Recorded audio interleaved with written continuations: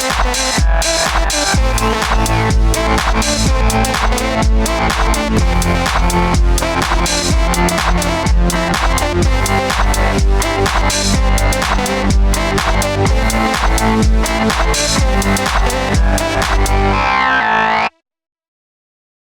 folks, I'm Matt and welcome to My Expanded Universe, a show where I go through the entire EU in chronological order as best I know how. Well folks, we talked about the comic books last week and now it's time to talk about the books again. And oh, what a book we have to talk about today, right? It is Dark Lord, Rise of Darth Vader by James Luceno. Now in this book, it focuses on three Jedi, Rowan, Oli, and Bol, and it begins shortly after the events of Episode 3. Darth Vader is still getting used to his new armor, and he is rising to prominence within the Empire. Now, James Luceno originally said that he never intended this to be a Darth Vader novel.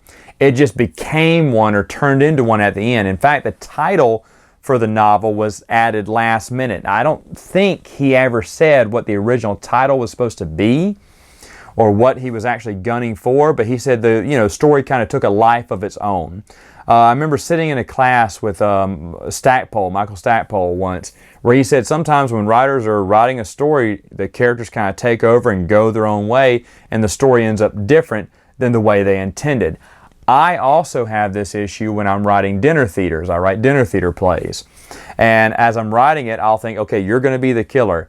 And then as I go along, I'm like, you know what, it doesn't make sense you're the killer, you would be the killer. And instead of this going in this direction, we're going to go in this direction. In fact, I had to stop writing one of my dinner theaters because one of the characters, all the characters were just too angry and they were yelling at each other. I was like, why are you guys yelling at each other?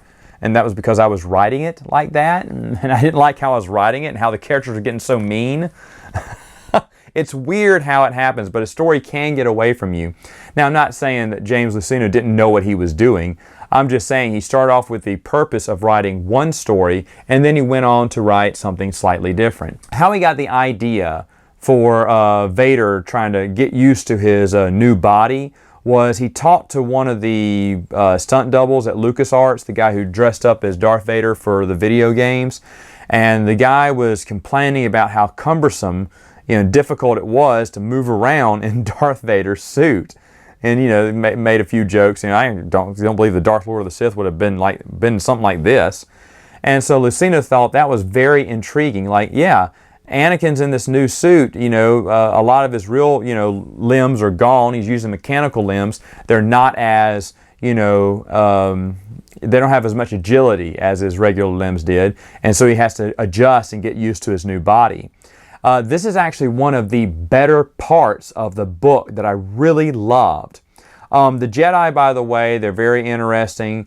Yes, they do come across Vader, and you'll have to read what happens next. It's good. And then I remember at the end, and this is not a spoiler, by the way. I'm not going to put spoiler alert.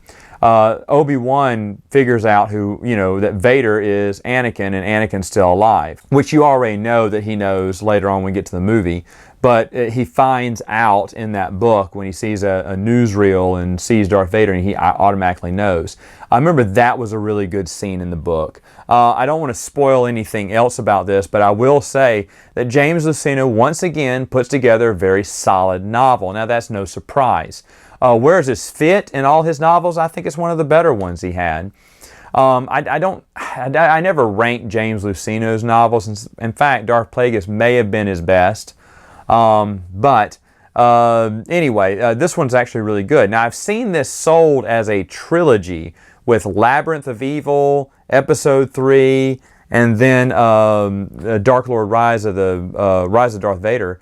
And that's kind of weird because I never imagined it as a trilogy. In fact, you don't have to read those other books to get this book. This is a standalone novel. Whether it was intended to be a trilogy or not, I think that's just something they use just to sell all three books.